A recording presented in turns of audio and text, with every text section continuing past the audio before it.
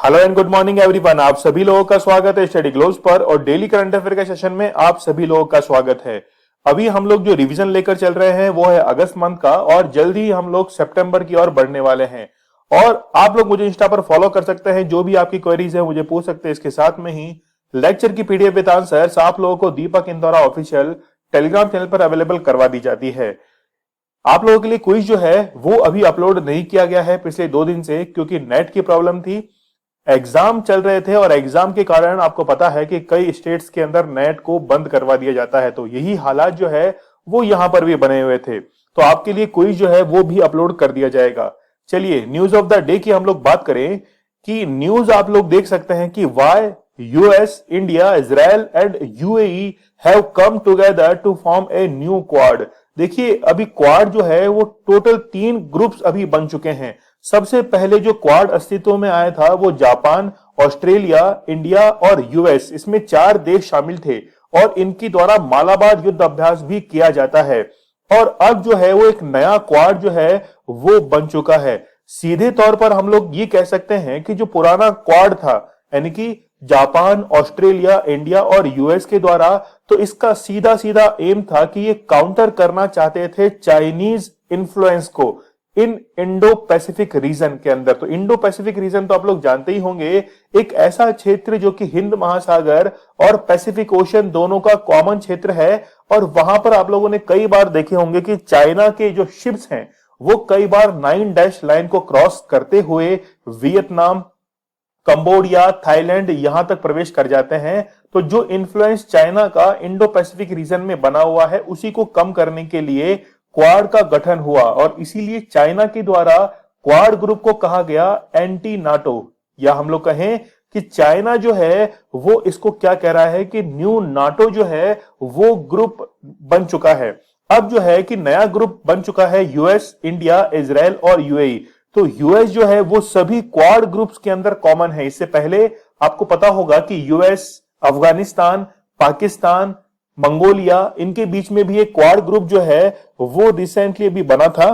ठीक है, मंगोलिया नहीं, उसमें कजाकिस्तान था बेसिकली। तो यहां पर जो है एक नया क्वाड ग्रुप अब अस्तित्व में आया है। अब इसकी इंपॉर्टेंस क्या है कि एक्सपर्ट जो हैं वो ऐसा कह रहे हैं कि मिडिल ईस्ट के अंदर जो स्टेबिलिटी है उसको बनाए रखने के लिए नया क्वाड ग्रुप जो है वो अब बनकर तैयार हुआ है। आप लोग को अफगानिस्तान के हालात तो पता ही होंगे कि अफगानिस्तान के अंदर किस प्रकार से पूरा जो है वो मामला इम्बैलेंस हो चुका है। वहां पर चाहे कोई भी कंट्री हो, अब किसी भी अफगानिस्तानी से यदि पूछा जाए तो वो किसी भी कंट्री पर अब बिलीव नहीं करता है, चाहे वो अमेरिका हो, रशिया हो, इंडिया हो, किसी भी कंट्री पर अब अफगानिस्तानी जो सिटीजन है वो बिलीव ही नहीं कर रहे हैं, क्योंकि उनको लगता है कि बाहर से कोई कंट्री आएगा और उसके कंट्री के अंदर आकर वो इम्बैलेंस, मतलब जो स्टेबिलिटी है उसको पूरा खराब कर देगा। तो अब नया क्वाड ग्रुप यही कोशिश करेगा कि जो मिडिल ईस्ट कंट्रीज के अंदर जो स्टेबिलिटी है उसको कैसे बनाया जाए बिटवीन कॉर्पोरेशन।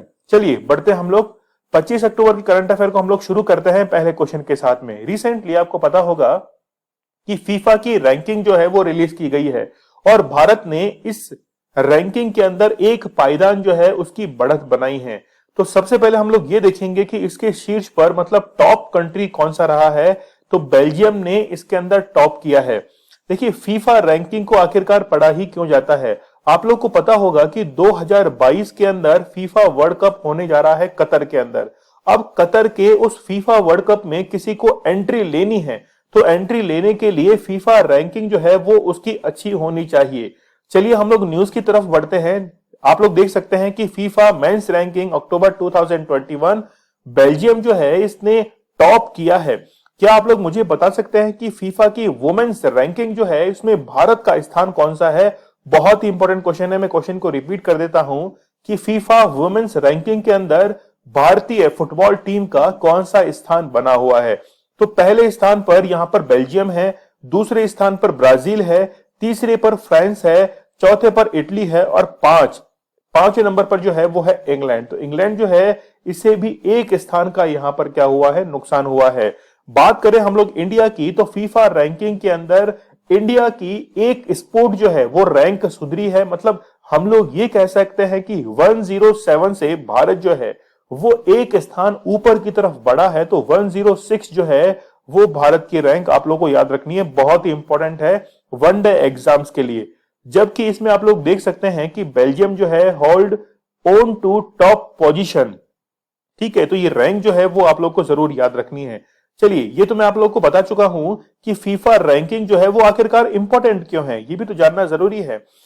अक्टूबर 2021 के अंदर ये रैंकिंग जो है वो डिसाइड की गई है। अब 2022 में जो वर्ल्ड कप होने जा रहा है, उस वर्ल्ड कप के अंदर कौन क्वालिफाई करेगा, कौन उसमें पार्टिसिपेट करेगा, जो कि 2022 में कतर, जर्मनी और डेनमार्क के अंदर क्या किया जाएगा, होस्ट किया जाएगा। फीफा की यदि हम लोग बात करें तो इसका मेन ऑब्जेक्टिव क्या है, to regulates the football games all over the world. तो आपको पता है कि फुटबॉल जो है वो पूरे विश्व में काफी लोकप्रिय खेल है, तो उसको कैसे रेगुलेट किया जाए, कितनी टीमें हिस्सा लेंगी, यदि कोई मान लीजिए डोपिंग का यदि मान लीजिए कोई सेवन करता है, या हम लोग कहें कि ऐसी मेडिसिन हैं, जैसे आप लोग को एग्जाम्पल के तौर पे मैं बताऊं कि पृथ्वी शॉ जो कि भारत के सबसे छोटे उम्र के क्रिकेटर हैं, काफी इन्होंने क्रिकेट के क्षेत्र के अंदर सेंचुरीज मारी हैं। तो एक बार पृथ्वी शॉ ने खांसी की जो दवाई होती है, कफ सिरप जो है, उसका सेवन किया था, और वो भी नाडा के थ्रू, यानी कि नेशनल एंटी डोपिंग एजेंसी जो है उसका शिकार हो गए थे। तो फिर उनके द्वारा एक्सप्लेनेशन दिया गया कि मुझे खांसी थी और इसलिए मैंने वो कफ सिरप ली थी। तो एक खांसी की दवा जो है वो भी आपके लिए एक ड्रग का काम करती है। तो फीफा की फुल फॉर्म देखिए, federation international the football association, found किया गया था 21 मई 1904 को। हेडक्वार्टर जो है वो यूरोप के अंदर है, स्विट्जरलैंड में, और प्रेसिडेंट कौन है, जियानी इन्फेंटिनो। ये बहुत इंपॉर्टेंट है, प्रेसिडेंट आप लोग को याद रखने हैं। देखिए 1904 यानी कि जब भारत के अंदर बंगाल विभाजन हो रहा था 1905 में लॉर्ड कर्जन के समय, उससे एक साल पहले फुटबॉल एसोसिएशन जो है इसकी स्थापना हो चुकी थी। तो क्या उस समय हम लोग फुटबॉल के बारे में सोच सकते थे?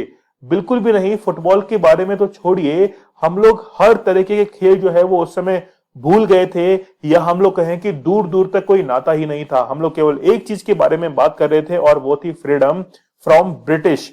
तो यहां पर 1904 में एसोसिएशन की स्थापना की जा चुकी थी। अगला क्वेश्चन देखिए, मॉल दिवस जो है, मॉल डे, वो कब सेलिब्रेट किया जाता है? तो 23 अक्टूबर को ये सेलिब्रेट किया जाता है। यहां पर इन वर्ड्स का मीन्स आप लोग समझिए, मॉल का क्या मीन्स होता है।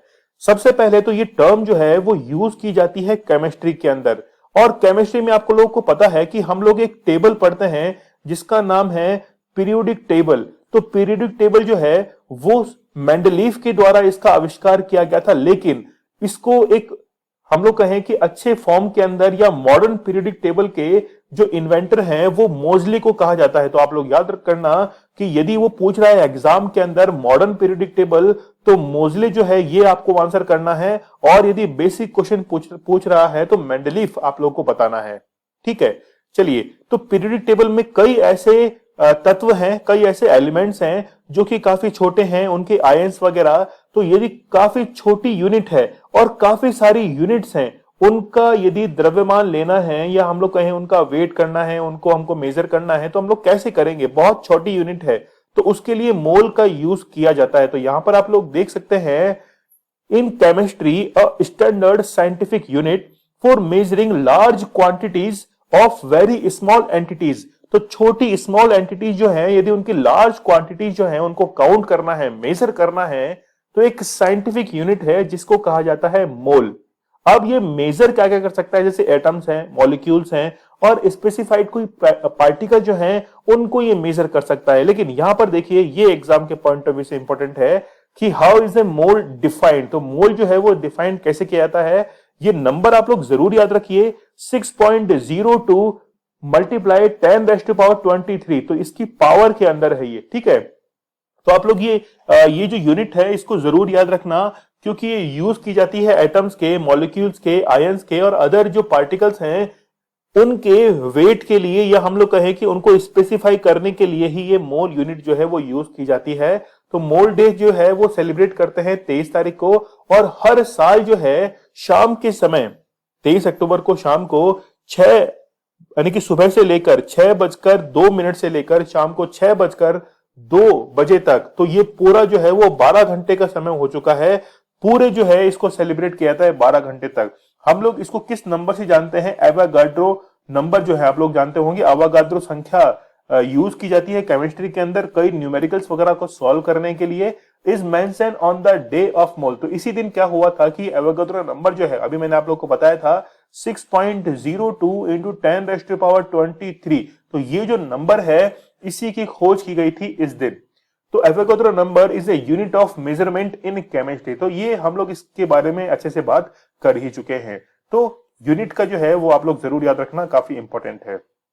मोल डे कब और क्यों मनाया जाता है कि लोगों के अंदर केमिस्ट्री जो है उसकी रुचि को, वो जो अवेयरनेस है उसको कैसे बढ़ाया जाए, इसलिए ये जो डे है वो सेलिब्रेट किए जाते हैं। आप लोग मुझे कमेंट सेक्शन में बताइए कि इस बार का केमिस्ट्री के लिए जो नोबेल प्राइज दिया गया है वो कौन से फील्ड के लिए, यानी कि कौन सी खोज जो है उन्होंने की थी, कौन सा इन्वेंशन किया था, वो मुझे आप लोग जरूर बताइएगा। अगला क्वेश्चन देखिए, मिस इंटरनेशनल वर्ल्ड 2020, ये छप के आएगा क्वेश्चन, ये तो ये मान लीजिए कि आज का सबसे इंपॉर्टेंट क्वेश्चन है, तो ये एग्जाम में ऐसा छपेगा कि आप लोगों के जो है वो रोंगटे खड़े कर देगा। मतलब क्वेश्चन जो है इसको बेहतरीन तरीके से आप सभी लोगों को तैयार करना है। तो चलिए सुनिए मेरे भाई बंधुओं, क्वेश्चन का आंसर क्या रहेगा? डी जो है ये क्वेश्चन का आंसर रहेगा। डॉक्टर अक्षता प्रभु जो है ये इसका करेक्ट आंसर है। तो यहां पर आप लोग देख सकते हैं कि मिस इंटरनेशनल वर्ल्ड 2021 ये हेल्ड किया गया था यूएसए के अंदर और जीता गया है अक्षता प्रभु के द्वारा। तो इंडिया के द्वारा ये जीता गया है पहली बार, इसीलिए क्वेश्चन जो है ये बहुत ही इंपॉर्टेंट हो जाएगा। चलिए अब इनसे पहले यानी कि अक्षता से पहले ये जो पुरस्कार था, ये जो सम्मान था, किसको दिया गया था? मिस गेल्सिनिया बेरिवेको। तो ये जो है इनको ये पुरस्कार दिया गया था और इन्हीं के द्वारा, आपको पता होगा कि एक ट्रेडिशन है कि जिसने भी पहले ही खिताब जीता है वही जो है वो अगले खिताबी व्यक्ति को इस पुरस्कार से नवाजता है, उसको ताज पहनाता है। तो ताजपोशी जो है वो पुराने खिताबी के द्वारा यहां पर की जाती है। आई होप आप लोगों को क्लियर हो चुका होगा। हम लोग टॉप 5 टाइटल्स जो है उनको क्लियर करते हैं। 21st women grand master of India जो है वो दिव्या देशमुख बनी है। Title of Miss Earth India 2021 रश्मि माधुरी, अभी हम लोगों ने थोड़े दिन पहले ही इसको क्या किया था, कवर किया था। The title of Bharat Kesari wrestling dangal, तो भावंदु शर्मा जो है इनके द्वारा जीता गया था और ये काफी इंपॉर्टेंट है, एग्जाम में पूछा भी जा चुका है। The title of Miss India USA 2021 Vaidehi Dongre, ठीक है, इंपॉर्टेंट है, जरूर याद कीजिएगा। Mix martial art world title became the first Indian to win, तो ये कौन से हैं? अर्जुन सिंह भल्लर। तो अर्जुन सिंह भुल्लर जो है इनके द्वारा ये टाइटल जीता गया था। अगला क्वेश्चन देखिए, काफी इंपॉर्टेंट क्वेश्चन हम लोग लेके चलते हैं। ये मान के चलिएगा कि जो क्वेश्चन हम लोग लेते हैं 10 क्वेश्चन हम लोग लेके चलते हैं हर डे, कि पर डे जो है वो हम लोग लेके चलते हैं। हिंदी इंग्लिश जो है वो मिक्स हो गई हर डे, ठीक है। चलिए तो रोजाना हम लोग 10 क्वेश्चन तो लेके चलते हैं डेली करंट अफेयर के। 10 क्वेश्चन हम लोग कवर करते हैं किसी मंथली, जैसे मान लीजिए अगस्त मंथ के भी चल रहे हैं, फिर कल परसों से हम लोग सितंबर के शुरू करने वाले हैं। इसके बाद में 10 क्वेश्चन हम लोग रिवीजन के लेके चलते हैं। फिर वन लाइनर जो है कम से कम हम लोग 30 क्वेश्चन के आसपास वन लाइनर इसमें कवर कर लेते हैं और एडिशनल इंफॉर्मेशन मिला के 10, तो टोटल यदि हम लोग इसका करें तो लगभग 70 to 80 क्वेश्चन जो है वो हम लोग डेली कवर करते हैं, ठीक है। तो केवल ये जो है वो आप लोगों के लिए, लेकिन फिर भी जो है वो आप लोग सेशन को शेयर नहीं करते हैं, लाइक नहीं करते हैं और पता नहीं क्यों, इसके पीछे क्या कारण है मैं भी नहीं समझ पा रहा हूँ। सिद्धांत सर ने तो कुछ आपके लिए एक शॉर्ट वीडियो भी बनाया था कि सर पूछ रहे थे कि क्या मैं जो है वो एक अलग यूट्यूब चैनल क्रिएट करूं, तो आप लोगों के काफी अच्छे उसमें रिप्लाईज आए थे। तो वहां पे सर ने भी जिक्र किया था कि व्यूज जो हैं वो थोड़े घट गए हैं। चलिए क्वेश्चन पे हम लोग आते हैं वापस लौटकर। किस देश ने अपना पहला स्वदेशी अंतरिक्ष रॉकेट नूरी का परीक्षण किया है? तो नूरी जो है वो साउथ कोरिया के द्वारा इसका परीक्षण किया गया है। काफी इंपोर्टेंट क्वेश्चन है। यहां पर आप लोगों को नूर जो है ना, नूर जो सिस्टम है उससे आप लोगों को, सैटेलाइट सिस्टम, उससे कंफ्यूज नहीं करना है। तो नूर जो है, नूर ये ईरान का था, ठीक है। तो नूर जो था वो ईरान का था पहला सैटेलाइट। यहां पर देखिए साउथ कोरिया के द्वारा फर्स्ट इंडिजीनियस स्पेस रॉकेट जो है इसको यहां पर रिसेंटली लॉन्च किया गया और बेसिकली ये पेलोड जो है, पेलोड 1.5 टन, बहुत ज्यादा जो है वो यहां पर वेट ये ले जा सकता है, कैरी कर सकता है। 3 स्टेजेस है इसके अंदर फ्यूल की, सॉलिड है, लिक्विड है, फिर सॉलिड है। तो यहां पर हम लोग कह सकते हैं कि 600 to 800 अबव अर्थ। तो आप लोग को पता होगा कि कार्बन लाइन होती है, तो कार्बन लाइन जो है वो हमारी अर्थ की सरफेस से 100 किलोमीटर के ऊपर स्थित है।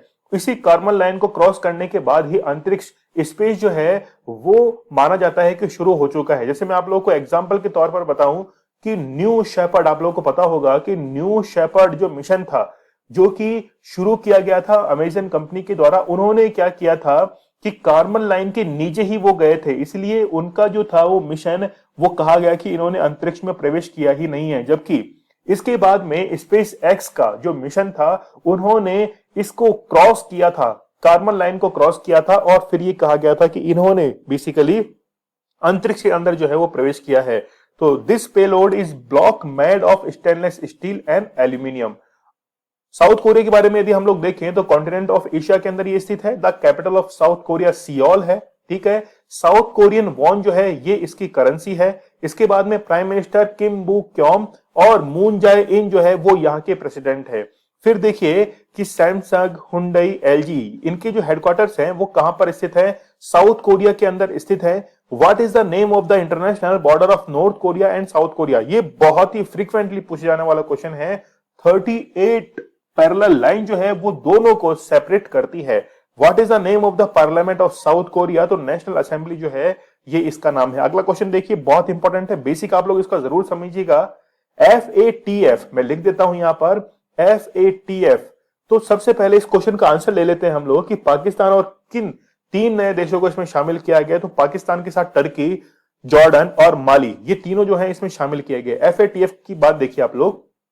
देखिए जब एक ग्रुप यानी कि डेवलप्ड नेशंस का ग्रुप G7 जो था उसकी मीटिंग हुई थी, उसकी मीटिंग के बाद में FATF का एक ग्रुप बनाया गया था। टोटल जो है वो इसमें लमसम 38 जो कंट्रीज हैं वो इसमें शामिल हैं। अब इन कंट्रीज के द्वारा क्या किया जाता है कि एक दूसरे देशों की हेल्प की जाती है अबाउट टू फाइनेंशियल। यदि मान लीजिए कि कोई कंट्री जो है वो उस पैसे का गलत इस्तेमाल करता है, या फिर ये पता लगता है कि जो पैसा उनको दिया गया है एज ए फंड उसका वो टेररिज्म के अंदर या फिर अनदर कोई यूज कर रहे हैं, तो फिर उनको डिसाइड किया जाता है 3 कैटेगरीज के अंदर। सबसे पहली जो लिस्ट है वो है व्हाइट लिस्ट, उसके बाद दूसरी लिस्ट आती है ग्रे लिस्ट, फिर तीसरी आती है कौन सी? Black list.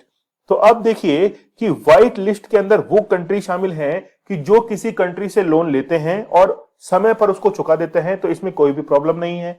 ग्रे लिस्ट के अंदर वो है कि जो आनाकानी करते हैं, चुकाते तो हैं ऋण जो है, लोन उसको चुकाते तो हैं लेकिन आनाकानी करते हैं। जैसे मान लीजिए कि आपके फ्रेंड ने आपसे 100 रुपए उधार लिए हैं और 100 रुपए उधार लेने के बाद वो अब क्या कर रहा है, आपने तो कहा था यार 100 रुपए वापस दे देना, लेकिन अब वो क्या कर रहा है, कभी 25 रुपए दे रहा है, कभी 20 रुपए दे रहा है, कभी फिर 20 रुपए दे रहा है। तो ये कुछ तरीका नहीं हुआ। तो वैसे ही उसने क्या किया कि वो पूरे रूल्स एंड रेगुलेशन जो है, अब आगे से वो पैसे मांगेगा तो क्या आप लोग देंगे? नहीं देंगे ना।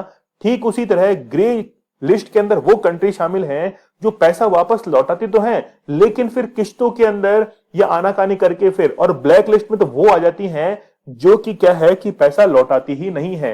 तो टर्की जो है वो हिमायती बन रहा था पाकिस्तान का। आपको पता होगा कि टर्की के, ठीक है, नाम में थोड़ा स्लिप कर रहा हूं उनका, तो एक बार उनकी पाकिस्तान के अंदर मीटिंग थी और मीटिंग के अंदर उन्होंने जम्मू कश्मीर का मुद्दा छेड़ दिया था। तो यहां पर आप लोग देख सकते हैं कि टर्की जो है वो पाकिस्तान के क्या आ चुका है, लपेटे में आ चुका है। चलिए, तो ग्रे लिस्ट जो है ये पूरे साल के अंदर 3 बार जो है 3 टाइम्स वो जारी की जाती है, और एक बार जारी हो गई तो अगले 4 महीने तक जो है वो क्या किया जाएगा, ये रैंकिंग जो है इसको चेंज नहीं किया जा सकता। तो अभी अक्टूबर के अंदर रैंकिंग रिलीज की गई है, तो अप्रैल तक अब पाकिस्तान जो है वो ग्रे लिस्ट के अंदर बना रहेगा। ठीक है, तो पाकिस्तान सन 2018 से ही क्या है, फाइनेंशियल एक्शन टास्क फोर्स की ग्रे लिस्ट के अंदर शामिल है। तो भारत किसमें है? भारत, बेशक आप लोग सही सोच रहे हैं, भारत जो है वो व्हाइट लिस्ट के अंदर शामिल है। ठीक है, तो अब कहना यह है कि पाकिस्तान को जो है वो ब्लैक लिस्ट के अंदर शामिल कर दिया जाएगा। चलिए बढ़ते हम लोग। 3 कंट्रीज कौन कौन से? जॉर्डन है, माली है, टर्की है। तो जॉर्डन के बारे में क्वेश्चन तो आप लोगों को पता ही होगा, काफी फेमस है कि ये जो है वो कौन कौन से कंट्रीज मेडिटेरियन सी को टच नहीं करते हैं, ऐसा क्वेश्चन काफी आता है। तो जॉर्डन जो है उसको टच नहीं करता है, आप लोग जरूर ध्यान रखना। The main objective of FATF is to prevent money laundering and financial of terrorism. तो ये बेसिक जो है इसका वो आप लोग समझ चुके होंगे। चलिए, कंसेप्ट की बात की जाती है। FATF जो है फाइनेंशियल एक्शन टास्क फोर्स को एस्टेब्लिश किया गया था 1989 के अंदर। हेडक्वार्टर्स पेरिस के अंदर हैं। फिर आप लोग देख सकते हैं प्रेसिडेंट कौन है, मार्कस प्लेयर इसके प्रेसिडेंट, और 39 है ना, तो 37 प्लस 2 जो है वो यहां पर कंट्री शामिल हैं। चलिए बढ़ते हैं हम लोग अगले क्वेश्चन की ओर। एक एक्सरसाइज जो है वो कंडक्ट करवाई गई है, मिलिट्री एक्सरसाइज, जिसका नाम है कोंकण शक्ति। और ध्यान रखना पहली बार ही आयोजित हुई है भारत और यूनाइटेड किंगडम के बीच में। तो आप लोग को पता होगा कि भारत और इंग्लैंड के जो रिश्ते हैं वो काफी अच्छे हैं। बोरिस जॉनसन यहाँ के प्रधानमंत्री हैं। तो पहली बार जो है वो ट्राई सर्विसेज, मतलब हम लोग कह सकते हैं इसमें तीनों डिफेंस जो हैं वो पार्टिसिपेट कर रही हैं इंडिया और यूके के बीच में, ये कंडक्ट करवाया गया है। वर्जन इसका कौन सा? फर्स्ट, इसलिए ये एग्जाम के पॉइंट ऑफ व्यू से पूछे जाने लायक है। तो कोंकण शक्ति जो है वो भारत और यूके के बीच में आयोजित करवाया गया है।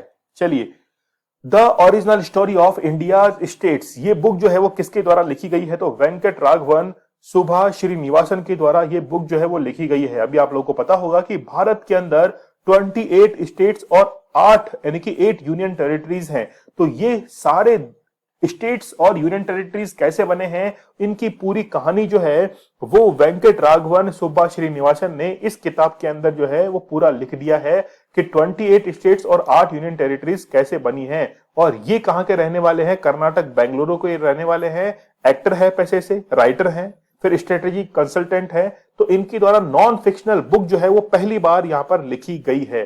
तो ये इसलिए काफी इंपॉर्टेंट हो जाती है। तो नाम से आप लोग जरूर आइडेंटिफाई कर लेंगे एग्जाम में, काफी लंबा चौड़ा नाम है। अगला देखिए, Shri Dhanvantari generic medicine store.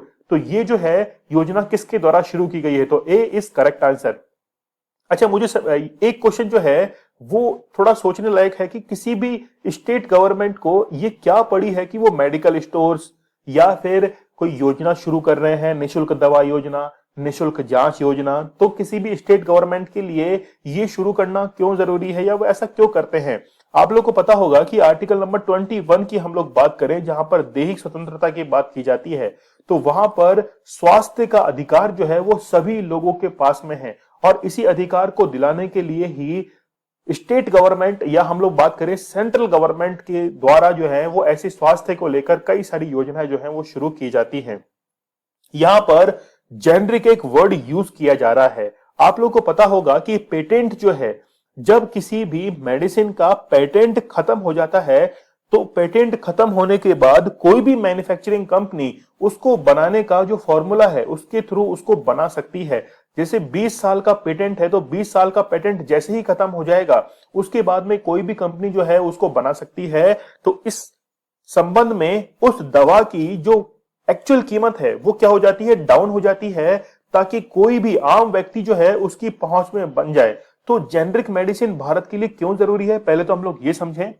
Bharat के अंदर आप लोगों को पता होगा कि पर कैपिटल इनकम जो है वो काफी कम है कंपेयर टू अदर डेवलपिंग और डेवलप्ड नेशंस। तो प्रति व्यक्ति आय यदि कम है तो हम लोगों को ये चाहिए कि एक ऐसी दवा मार्केट के अंदर हो जिसको हम लोग आसानी से खरीद सके, और इसलिए जेनरिक मेडिसिन जो है वो सरकार के द्वारा उपलब्ध कराई जाती है। तो इनकी कोई जो है वो 50 to 71% जो है वो कम आती है। इसमें बेनिफिट जो है वो 50 to 71 ये हम लोग कर ही चुके हैं। तो टोटल छत्तीसगढ़ गवर्नमेंट के अंदर 84 शॉप जो है वो यहां पर शुरू की गई है चीफ मिनिस्टर भूपेश बघेल के द्वारा। चलिए, छत्तीसगढ़ की हम लोग बात करें तो 1 नवंबर सन 2000 को बना था, भारत का 26वां राज्य है। और नया रायपुर जो है वो छत्तीसगढ़ की कैपिटल है, जिसको हम लोग अटल नगर भी कहते हैं।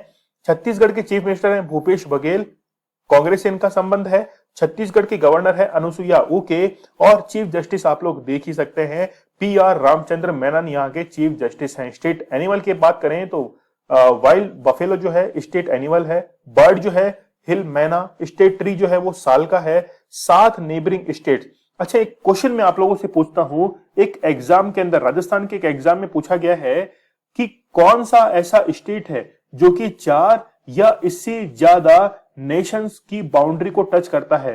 ऑप्शन है आपके पास में यूपी, दूसरा ऑप्शन है आपके पास में असम, और तीसरा ऑप्शन है आपके पास में नागालैंड, और चौथा ऑप्शन है नन। आप लोग मुझे बताइए कि ऐसा कौन सा स्टेट है जो कि 4 या फिर इससे अधिक देशों को टच करता है। इसीलिए मैं आप लोगों को ये नेबरिंग स्टेट जो है वो बताता हूं। तो छत्तीसगढ़ के नेबरिंग स्टेट्स मध्य प्रदेश है, जिससे ये अलग हुआ था, यूपी है, झारखंड है, उड़ीसा है, महाराष्ट्र है, तेलंगाना है और आंध्र प्रदेश है। लोकसभा सीट 11 है, राज्यसभा सीट 5 है और असेंबली सीट 90 है। एयरपोर्ट जो है वो आप लोग देख सकते हैं यहां पर, इसको देख लीजिएगा आप लोग। ठीक है, तो ये इस क्वेश्चन का आंसर मुझे कमेंट सेक्शन में जरूर कीजिएगा। अगला क्वेश्चन देखिए कि अर्थ हीरोज अवार्ड जो है 2021 वो किसके द्वारा जीता गया है। तो यहां पर ये पुरस्कार जो है, अवार्ड, ये जीता गया है परम्बिकुलम टाइगर कंजर्वेशन फाउंडेशन जो है, इनकी द्वारा ये जीता गया है। तो यहां पर हम लोग इसकी लोकेशन देख सकते हैं कि ये जो आप लोग को इसके अंदर दिखाई दे रहा है, इस जगह पर केरल के अंदर आप लोग आइए, और केरल में ये जो एरिया आप लोग को दिखाई दे रहा है, यही इस टाइगर रिजर्व का एरिया है। तो इसको ही क्या दिया गया है, ये पुरस्कार जो है वो दिया गया है। तो केरल के अंदर ही ये स्थित है। चलिए, तो ये जो है इसका नाम है परम्बिकुलम टाइगर रिजर्व फाउंडेशन, ये किसके द्वारा दिया गया है, earth guardian award by NatWest group के द्वारा ये पुरस्कार दिया गया है। और इसमें एज ए चीफ गेस्ट जो थे वो कौन थे, इवान हुगेरो को थे। ठीक है, तो नाम थोड़ा अटपटा है, जरूर आप लोग याद रखना। इवान हिगुएरो जो है ये इनका नाम है, सेक्रेटरी जनरल है, जो कि संस्था है United nation world wild life and international trade union in flora endangered species.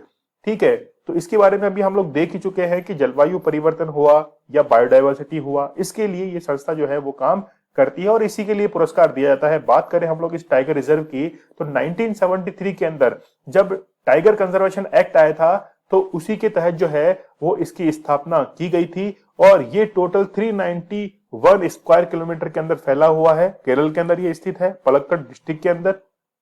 ठीक है, चलिए अगला क्वेश्चन देखिए, sir Syed Ahmad Khan reason dharma and nation, ये बुक जो है वो किसके द्वारा लिखी गई है। तो साफी किदवई जो है, इनके द्वारा ये किताब लिखी गई है। बहुत ही इंपॉर्टेंट बुक है। दो बुक्स आज मैंने आप लोगों को बता दी है, दोनों ही आप लोगों को याद रखनी है। तो इस बुक का जो है वो रीजन क्या है, यानी कि पर्पस क्या है, कि मॉमडन एंग्लो ओरिएंटल कॉलेज के संस्थापक थे सर सैयद अहमद खान, तो उनका विश्लेषण करना। तो 1889 के अंदर एक बार ये जो थे इनकी विचारधारा, इनकी जो थिंकिंग थॉट प्रोसेस जो था वो ब्रिटिश के साथ में चल दिया था, यानी कि इन्होंने जो था वो कांग्रेस का साथ देने से इनकार कर दिया था। चलिए अगस्त मंथ के हम लोग रिवीजन करते हैं।